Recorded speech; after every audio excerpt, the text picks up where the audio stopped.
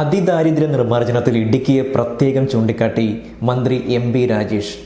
ഈ കാര്യത്തിൽ തദ്ദേശ സ്വയംഭരണ സ്ഥാപനങ്ങളിലെ ജനപ്രതിനിധികൾ പ്രത്യേകം ശ്രദ്ധിക്കണമെന്ന് മന്ത്രി ചൂണ്ടിക്കാട്ടി. ഇടുക്കി, കോട്ടയം ജില്ലകളിലെ അവലോകന യോഗത്തിൽ സംസാരിക്കവെയാണ് അദ്ദേഹം ഇങ്ങനെ ഒരു കാര്യം പങ്കുവെക്കുകയുണ്ടായത്. Hima gold and diamonds central junction Nedumkandam.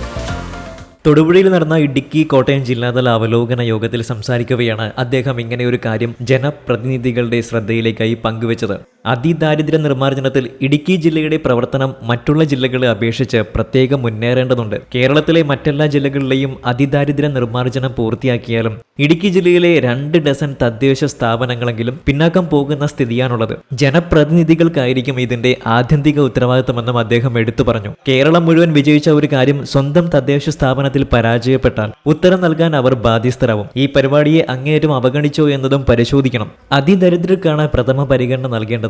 ഈ സ്ഥിതി കേരളത്തിൽ മറ്റെങ്ങുമില്ല. മറ്റ് ജില്ലകളിൽ അതിദരിദ്രരുടെ എണ്ണം 2 അക്കം കടന്നിട്ടുള്ളത് വിരലിൽ എണ്ണാവുന്ന സ്ഥലങ്ങളിൽ മാത്രമാണ്. എന്നാൽ ഇടുക്കിയിൽ പലയിടത്തും 50ഉം 60ഉമാണ് അതിദരിദ്രർ.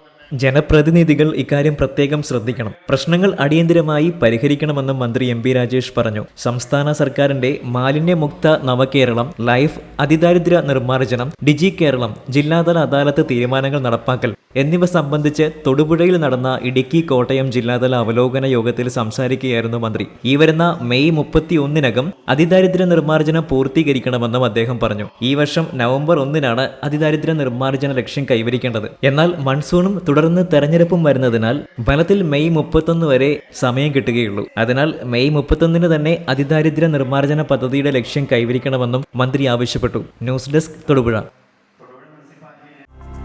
ഹൈറേഞ്ചിന്റെ വാണിജ്യ തലസ്ഥാനത്ത് പാരമ്പര്യത്തിന്റെയും വിശ്വസ്തതയുടെയും പകരം വയ്ക്കാനാകാത്ത പരിശുദ്ധിയുമായി Hima gold and diamonds central junction Nedumkandam.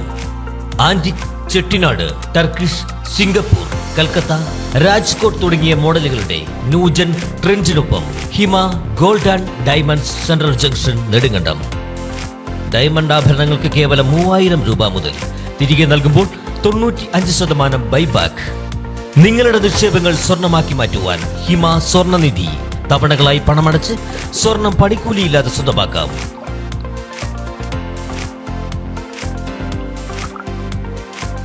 Hima gold and diamonds central junction Nedumkandam.